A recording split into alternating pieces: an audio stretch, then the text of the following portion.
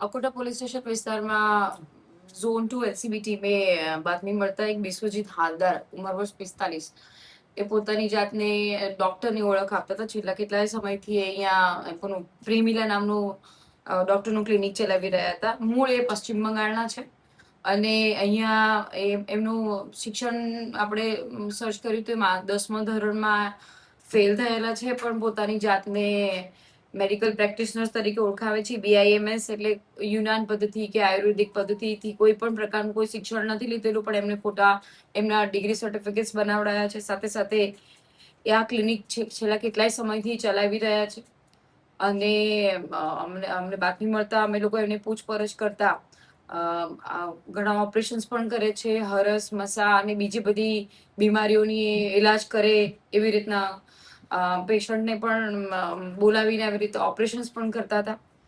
એમની ધરપકડ કરતા પૂછપરછ કરતા એમની પાસેથી કફ સિરપ, પછી અલગ અલગ પ્રકારના ઇન્જેક્શન્સ, એમ કરીને લગભગ 41,000 રૂપિયાની અલગ અલગ પ્રકારની દવાઓ, પછી ડ્રીપ ચડાવવાની બોટલ, ગ્લુકોઝની બોટલ બધી મળેલી છે. સાથે સાથે ટોટલ એમની પાસેથી 1,18,000નો મુદ્દામાલ પણ મળ્યો છે કે જે મેડિકલ પ્રેક્ટિશનર્સ હોય એમની પાસે સત્તા હોય કે જેનો ઉપયોગ કરીને બીજા બધા પેશન્ટને પ્રિસ્ક્રાઇબ કરી શકે.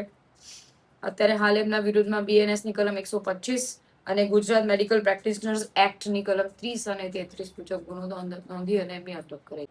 બિલકુલ સાચી વાત છે. અત્યારે હાલ જે આ નકલી ડોક્ટર બની અને લોકોના જીવન અને જાનને જોખમમાં મૂકી રહ્યા છે તેના વિરુદ્ધમાં મેં એનો ગુનો નોંધ્યો છે અને એમની ધરપકડ કરીને આગળની કાર્યવાહી ચાલુ કરી છે. મેડમ, આ જે ડિગ્રી જે તમે કહો છો ડિગ્રી પણ હતી એમની પાસે, કોઈ સરકારી કોલેજમાંથી લીધી હતી કે કોઈ? ના, મને લાગે છે કયામસ ક્યાંથી પ્રિન્ટ કરાવડાવી છે, કેમ કે આ મૂળ પશ્ચિમ બંગાળના વ્યક્તિ છે. પશ્ચિમ બંગાળથી અહીંયા શિફ્ટ થયા અને પછી અહીંયા એમની પોતાની એવી પ્રેમિલા નામની મેડિકલ ક્લિનિક એમને ચાલુ કરેલી હતી. આ ક્યાંથી આવી ડિગ્રી લઈને આવેલા છે એની તપાસ અમે આગળ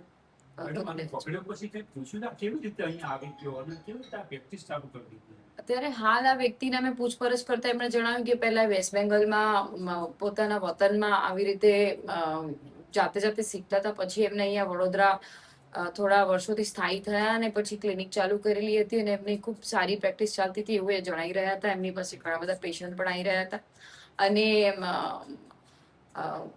એ લોકોની પોતે કોઈ એવી ડિગ્રી ધારક નથી છતાં પણ લોકોની ટ્રીટમેન્ટ કરી રહ્યા હતા. અમારે ધ્યાને આવ્યો, અમે લોકો એમના વિરુદ્ધમાં ગુનો નોંધેલો છે. મુખ્યત્વે ડિગ્રીમાં શું લખેલું છે? ડિગ્રી કયા બેઝની છે? એના ડિગ્રીની અંદર એમણે BIAMS પદવી ધારણ વાળા ડિગ્રીનું આખું સર્ટિફિકેટ એની ક્લિનિકમાં લગાડ્યું હતું, જો કે ગુજરાત બોર્ડ ઓફ આયુર્વેદિક અને યુનાન સિસ્ટમના મેડિસિન્સ અને મેડિકલ શાખામાં કોઈ રજીસ્ટ્રેશન નથી કરેલું. આવું રજીસ્ટ્રેશન કરેલું હોય એના સર્ટિફિકેટ અમે લોકો મુખ્ય જે મેડિકલ વિભાગ છે એમને પણ સાથે રાખીને અમે લોકો એમને પણ સાથે રાખ્યા હતા રેડમાં. એટલે એમને પણ પૂછપરછ કરીશું. સર્ટિફિકેટ નકલી છે તો એ ક્યાંથી બનાવડાવ્યું છે, કોણે બનાવડાવ્યું છે, અન્ય કોઈ આવા ઇસમો આવી બોગસ પ્રેક્ટિસ કરતા હોય તો we will take action. Madam, પોલીસને કેવી રીતે શંકા ગઈ કે કોઈએ ફરિયાદ કરી હતી? અમારા ખાનગી બાતમીદારે બાતમી મળેલી હતી અમારી LCB સ્કોડને, અને એ લોકોએ જ્યારે આ ક્લિનિક પર ગયા ત્યારે ઘણા બધા પેશન્ટ્સ હતા જે એમના ઓપરેશન્સ પણ થઈ રહ્યા હતા. 25,000માં કોઈ મસાનું ઓપરેશન થઈ રહ્યું હતું, પણ મસામાં એ લોકો માત્ર બેહોશ કર્યા વગર ગરમ ચીપિયો લગાડી રહ્યા હતા. તો આમ જોઈએ તો એ લોકોના જીવનને જોખમમાં મૂકી રહ્યા હતા. એ બધી ઘણી માહિતી ધ્યાને આવતા તરત અમે લોકો રેડ કરેલી.